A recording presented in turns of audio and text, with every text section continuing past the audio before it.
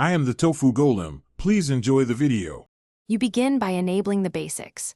Turn on Wi-Fi and Bluetooth, unlock both iPhones, and keep screens active.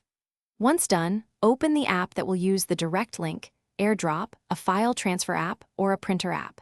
Make sure both devices are discoverable. On iOS, AirDrop visibility typically controls peer connections.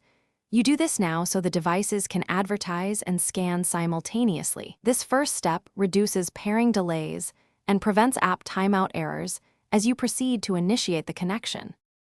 Next, you initiate the peer link by selecting the other iPhone in AirDrop or the app's peer list.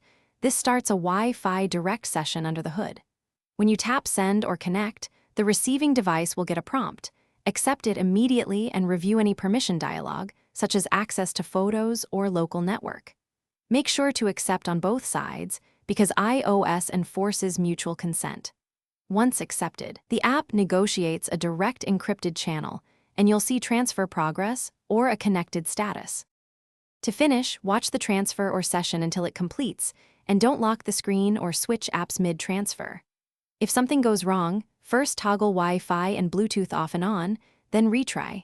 That refreshes peer discovery. If that fails, restart both iPhones and reattempt. Simple reboots clear transient network stacks. Also verify app has local network permission and personal hotspot is off unless required. Incorrect permissions are a common blocker. This one troubleshooting step solves most stubborn connection issues quickly.